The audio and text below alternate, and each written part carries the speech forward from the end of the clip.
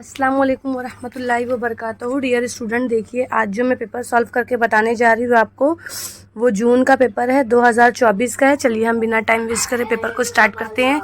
ये हमारी first video है, पार्ट 1 है, मतलब 2024 की हमारी फर्स्ट वीडियो यानी पार्ट 1 है। बिना टाइम वेस्ट किए हम स्टार्ट करते हैं। मैंने आपको पहले ही बता दिया है, हमारे पास 2 बुक है, आप बुक को देख सकते हो। एक हमारे पास कौन सी है, इसको मैं पिंक वाली बुक बोलूँगी ताकि आपको याद रहे। और जो दूसरी बुक हमारे पास है वो निराली की बुक है, ठीक है। मतलब एक सैफी की है लेकिन एक निराली की है, मगर मैं इसे पिंक वाली बुक भी बोलूँगी ताकि आपको याद रहे। और ये वाली जो है देखिए, ये निराली वाली बुक है।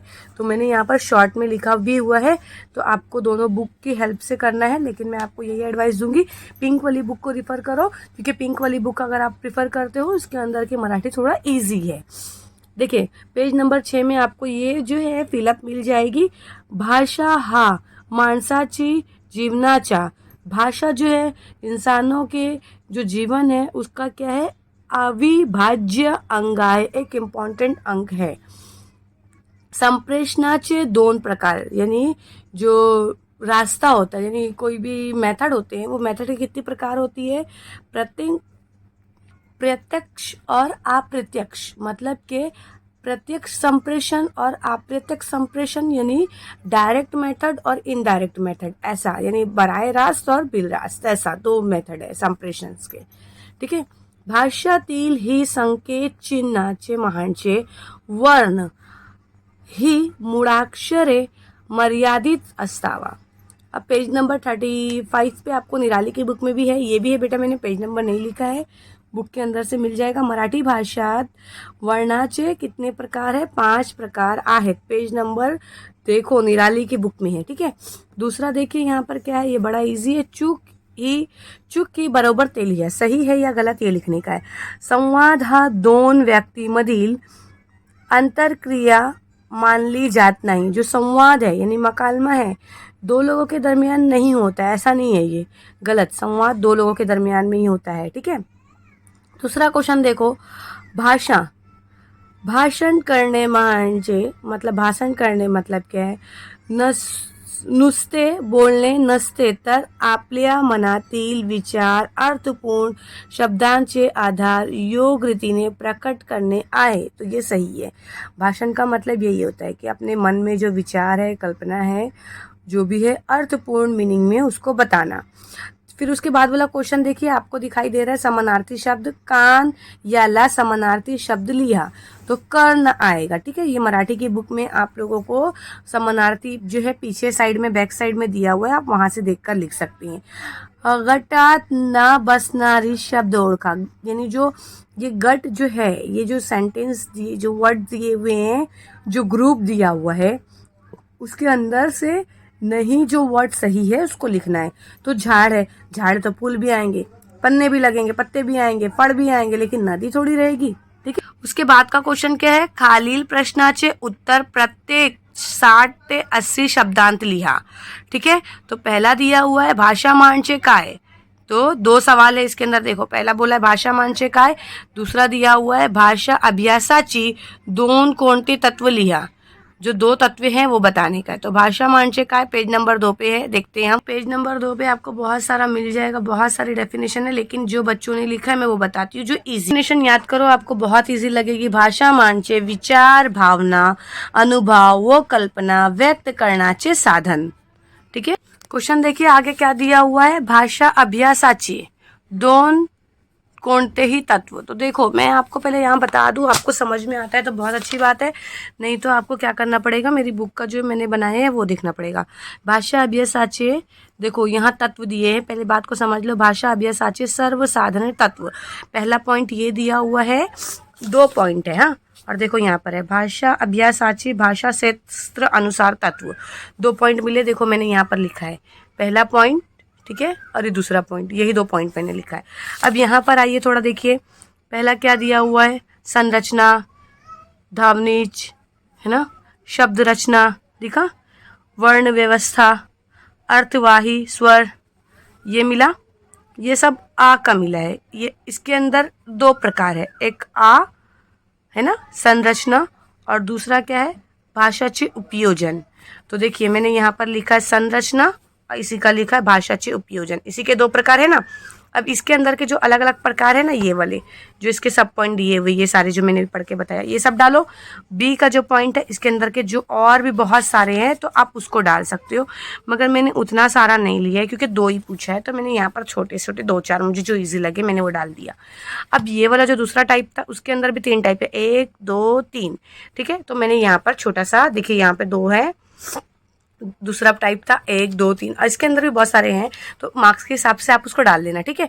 आपको कंटेंट मैंने यहाँ पर बता दिया, आप इतने इंटेलिजेंट हो कि आप खुद ही बना सकते हो पॉइंट को, सिर्फ और सिर्फ पॉइंट डालना है बस, कोई भी 2 तत्व लिखना। उसके बाद का क्वेश्चन क्या है, वर्णाचे प्रकार सांगुण, एक का वर्णाचे स्पष्टीकरण करा, वर्ण के प्रकार बताने का है और उसकी स्पष्टीकरण करना है। पेज नंबर 35 पे देखिए, पेज नंबर 35 पे आप लोग देख लीजिए, निराली की बुक में अवेलेबल है। मराठी भाषाचे वर्णाचे 5 प्रकार, आहार, स्वर, स्वरादि, नवे स्वरादि, अर्थ स्वरादि, व्यंजन, ये इसको 5 तरीके से डाल दिए। क्या बोला गया, प्रकार सांगना है और कोई भी एक को वर्णाचे प्रकार, कोई भी एक वर्ण को स्पष्ट करना है। तो बच्चों ने 2-3 जो है 4-5 जो भी ये कर दिए हैं, वो बड़े मार्क्स के हिसाब से उन्होंने प्रैक्टिस किया है, मगर आप छोटे मार्क्स के हिसाब से करो, कोई सा भी एक प्रकार को डाल दो ताकि आपको ये आसानी हो जाए। चलिए ठीक है, मैं यहीं पर ही आपको इसमें बता देती हूँ ताकि कोई प्रॉब्लम ना हो। स्वर को क्या लेंगे, आ इ ई उ, ये सब जो है, ये जितने हैं धामनी महानता, टोंडाला, हावी, कोणतेही, अडथळा येत नाही। जब हम ये वर्ड को बोलते हैं तो कहीं पर भी हमें ऐसा लगता नहीं कि हमारी जबान जो है रुकावट बन रही है। महाडून त्याना स्वर असे म्हणतात, इसको हम क्या बोलते हैं, स्वर बोलते हैं। अन आणि आहा, हे स्वर उच्चार असताना तुमची लक्षात येईल, तुम इसको जब बोलोगे तो तुमको समझ में आएगा। आ चा यानी आ के अंदर चा, आणि आधी होते, आणि म व ह यांच्या उच्चार नंतर होते, यानी अम्म। तो अम्म आहा, तो इसके अंदर यही बताया गया, आ उसका उच्चार आधा और म का उच्चार आधा, और इसमें हा, तो इसके अंदर हा का उच्चार आधा, मतलब यानी आ में जब आ बोलते हैं तो बोलते हैं तो आ, फिर माँ का साउंड होता है, और हा आहा बोलेंगे तो आ का साउंड आणि हा का साउंड होता है, ठीक है।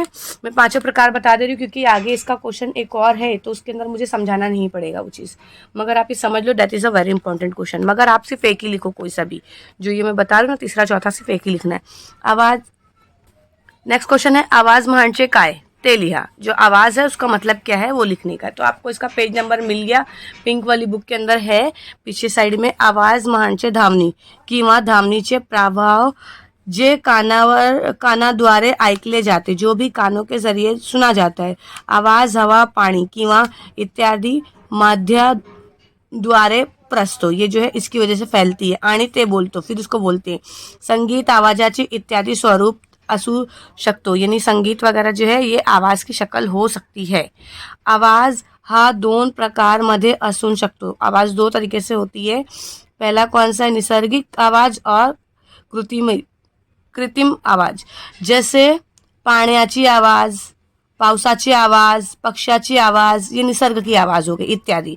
जे माणसाच्या मतलब जो इंसान, जे माणसाच्या बोलण्याची, संगीत, वाजण्याने, वाहन यानी जो बर्तन वगैरह जो आवाज़ होती है इत्यादि, ये 2 तरीके की आवाज़ होती है, ठीक है। नेक्स्ट क्वेश्चन क्या है, मानवी घटनाचे भाषिक अभ्यासाचे करत्या विविध शाखापोकी 2 लिहा। ये बहुत इंपॉर्टेंट क्वेश्चन है। देखो ये वही वाला क्वेश्चन है जो मैंने यहाँ पे इनकम्प्लीट छोड़ा ना बेटा, ये देखो यहाँ पर हम लोगों ने लिया ना, बौद्धिक, भावात्मक, भाषात्मक, यही पॉइंट इसके अंदर आने वाले हैं, ठीक। अब इस पॉइंट के अंदर हमको ये समझना पड़ेगा अच्छे से। अगर आपको वहां पर बोला ना 2 प्रकार लिखो, अगर आप उसमें से ये 2 प्रकार भी लिख लेते हो तो भी चलता है।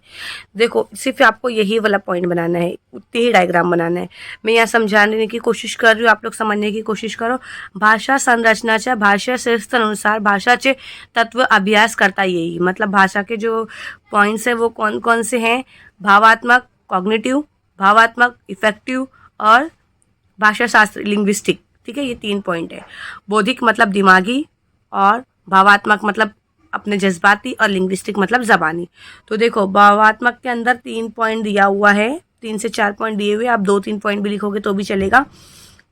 बोधात्मक है ना, प्रत्येक व्यक्तीला जन्मात भाषा कोणती निसर्गात देणारी मिळले असतात, यानी ये निसर्ग से मिलती है हमको। जब हमारा जन्म होता है तभी हमको निसर्ग जो है, नेचर जो है हमको ये चीज़ दे देती है। त्या आधार भाषा आणि इतर भाषा मुले लहानपणू सीखतो, यानी इसकी वजह से बच्चे क्या करते हैं, बचपन में ही सीख लेते हैं।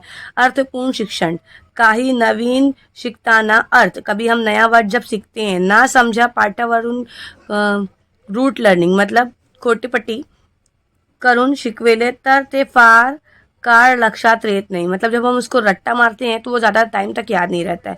या उलट समझून, या फिर इसका पलट उलट समझते हैं हम, विचारपूर्वक शिकले तर अर्थपूर्ण शिक्षण होते, और जब उसको समझ के पढ़ते हैं हम तो वो हमारा क्या होता है, अच्छे से समझ में आता है।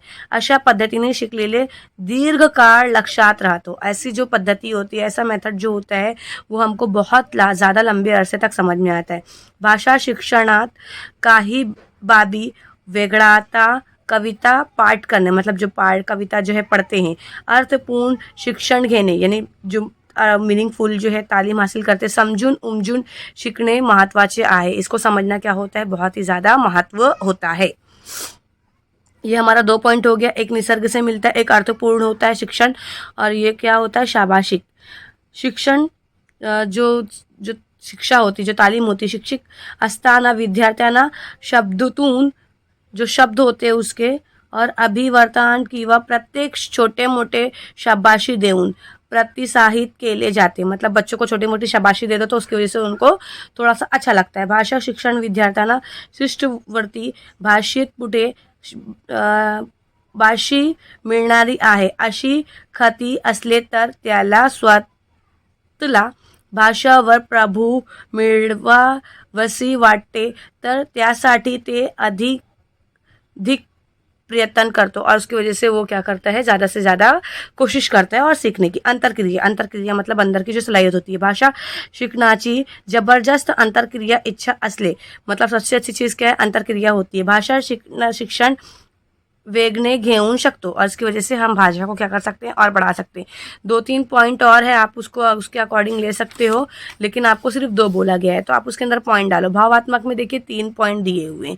एक तो जोखिम होता है, जब तक हम नया शब्द सीख रहे हैं, नवीन शब्द शिकताना चुका करायला ना घबरायला, जोखम जेव्हा विद्यार्थी घेता येते, जब नया शब्द वो सीखता है और उसकी जोखम जो है वो लेता है, वो घबराता नहीं है, तेव्हा चूक करता करते ज्या दुरुस्त करतो, जब गलती करते करते वो दुरुस्त करता है आणि भाषा लवकर शिकतो, इसकी वजह से भाषा क्या होता है, जल्दी सीखने मिलती है। आत्मविश्वास, विद्यार्थ्याला मी ही निश्चिंत शिकू शकतो, मैं इसको निश्चिंतपणे मतलब इसको मैं आराम से सीख सकता हूँ। हाँ, आत्मविश्वास भाषा शिकण्याची सहाय्यकारी ठरतो, और ये चीज़ भाषा के अंदर बहुत इंपॉर्टंट होती है। नवीन भाषा शिकण्याचे, जब हम नया भाषा सीखते हैं त्याच्यावर प्रभावित मिळण्याचे मध्ये जीवनी वो इच्छा, ये सारी चीज़ें अगर हम मिलती है व्यक्ति को, हम भावना एक चलन मिलतो, और इसकी एक क्या बोलते हैं, उन लोगों को एक जज्बात मिलता है, एक तरीके से हाँ मैं कर सकता हूँ मिळणे आणे, आणि भाषा शिक्षण प्रभावित होण्यासी मदद मिलती है, उसकी वजह से भाषा जो है आसानी से सीख सकते हैं हम। ये भी मैंने तीनों बता दिए, तीनों पॉइंट में से कोई सा भी एक लिख सकते हो उसके अंदर से। और तीसरा पॉइंट क्या है, भाषा शास्त्र में, इसलिए बता रही हूँ बेटा ताकि आप बड़े आंसर में भी लिख सको, अदरवाइज आपको जितना बोला गया आप उतना वीडियो देखो, आज छोड़ो आगे का बढ़ो। नेक्स्ट क्वेश्चन क्या दिया हुआ है, मातृभाषाची परिणाम, हाँ, मातृभाषा जो हमारी है उसके क्या परिणाम होते हैं वो देखने का है अभी हमको। नवीन भाषा सीखताना मातृभाषाचे काही वेळा उपयोग होतात, जब हम नई भाषा सीखते हैं, जैसे अभी मराठी सीख रहे हो आप, तो आपको मैं मातृभाषा के जरिए से सिखा रही हूँ। मातृभाषा आणि लक्ष्य भाषा, जो हमारी लक्ष्य भाषा है, मतलब अभी तुम मराठी को सीख रहे हो, ये तुम्हारी क्या है, लक्ष्य भाषा है। जेव्हा समान नियम असतात, जब आपको जो ये समान नियम है हमारा, तेव्हा लक्ष्य भाषा शिकण्याची उपयुक्त ठरवा, तथा काही वेळा मातृभाषा नवीन भाषा शिकताना अडथळा होत शकतो, यानी जब आप ये चीज़ सीखते हो मराठी से हिंदी, हिंदी से मराठी, तो थोड़ी थोड़ी रुकावट आपको आ सकती है। अंतर्भाषा आप ले सकते हो, जेव्हा एखादी विद्यार्थी, जब एक बच्चा नवीन भाषा काही प्रमाण आत्मसात मतलब यानी दिल से, लगाव से हाँ करतो, तेव्हा नवीन भाषाचा वापर करताना कधी कधी मातृभाषा शब्द वापरतो, यानी जब भी कभी कभी अगर नया भाषा सीखता है तो वो मातृभाषा का इस्तेमाल कर डालता है। याचल अंतर्भाषाची स्थिति ऐसा मानले जाती है, इसी को क्या बोला जाता है, अंतर्भाषा की स्थिति जो है ऐसा बोला जाता है। उपरोक्त भाषाची तत्वेनी उसूल भाषा अभ्यास करताना आपण लक्षात येईल होते. हमको इस चीज़ के ऊपर ध्यान देना चाहिए. त्याच्याबरोबर